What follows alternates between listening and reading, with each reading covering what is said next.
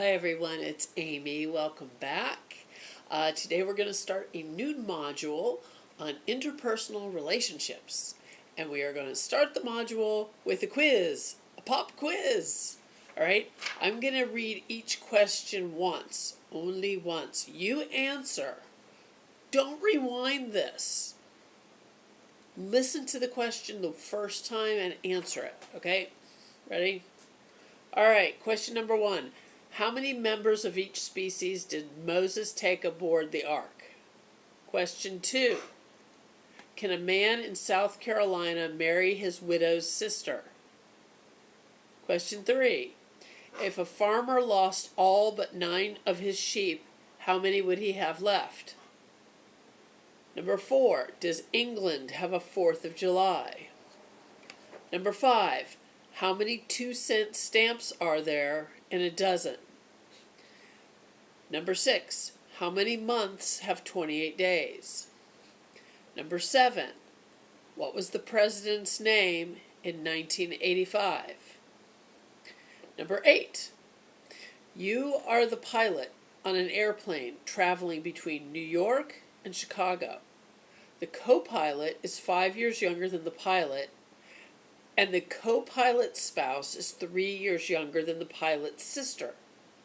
The interior of the plane is white and the seats are orange. There are 250 passengers on board. How old is the pilot? Number 9.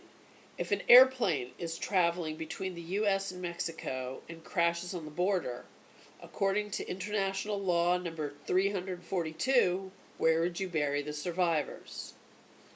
Number 10. You are a baby bull. You have been taken away from your home for a very long time, and now you are back. You are lonely and you need attention.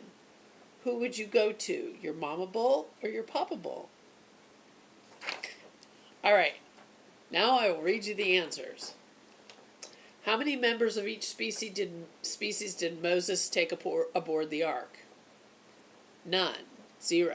It was Noah. Number 2. Can a man in South Carolina marry his widow's sister? No, he's dead. All right, if a farmer lost all but 9 of his sheep, how many would he have left? 9. Does England have a 4th of July? Of course it does. They have a July. Everybody has a July. They have a 4th of July. How many 2-cent stamps are there in a dozen? 12. There's 12 in a dozen.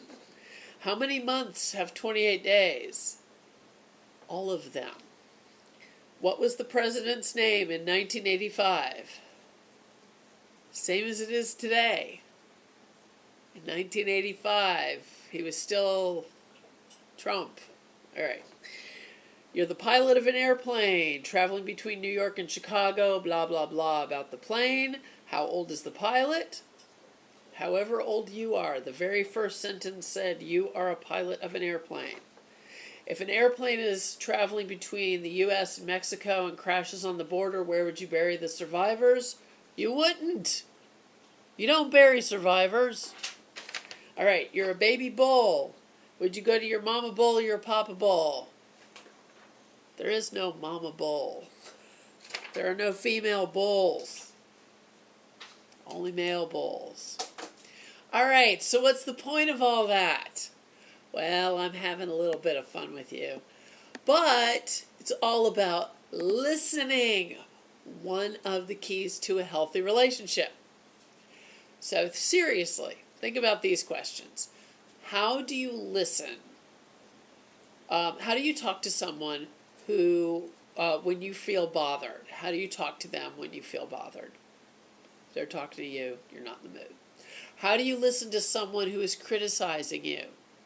And how do you disagree with someone and find resolution? Those are some really good things to think about. You might be asking, though, once again, why is this the part of a sex offender rehabilitation program? Well, chances are that with many of you who have already abused someone or have thought about it, that you have issues with the relationships in your life.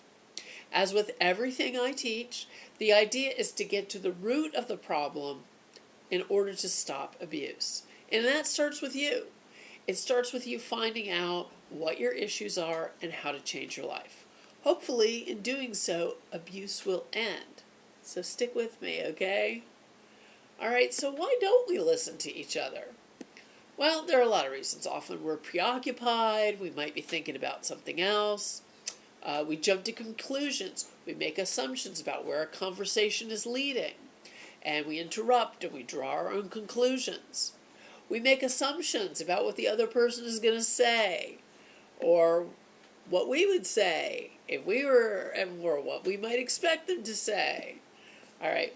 Or we could be distracted by the speaker, what they look like, how they're speaking, the sound of their voice, what they are doing rather than what they're actually saying. Ego. Our egos get in the way of listening sometimes. Somehow, if what the speaker is saying somehow threatens our self-esteem, we might not listen, or we will totally ignore somebody. Overload of information. Sometimes just somebody's telling us too much information, so we can't process it all at once. Sometimes there's noise. Sometimes there are outside distractions or noise, so we can't even really hear a speaker clearly. All right, so if you want to be an effective listener, be serious about listening and prepare. Become aware of your feelings and your needs. Are you really ready to listen? Are you going to be able to focus on the speaker so you can hear their thoughts and opinions and feelings? Be aware of distractions and manage them. Pay attention. Are you listening to me? Or are you just hearing me talk? There's really a very big difference. Express empathy when somebody is talking to you. Ask questions and acknowledge. Communicate to the other person that you've heard them. Use reflective listening. Say things like, I hear that you don't want to take on any more work because you feel overwhelmed. Something like that. You're repeating what they've said so that they know you really, really heard them. You're really listening.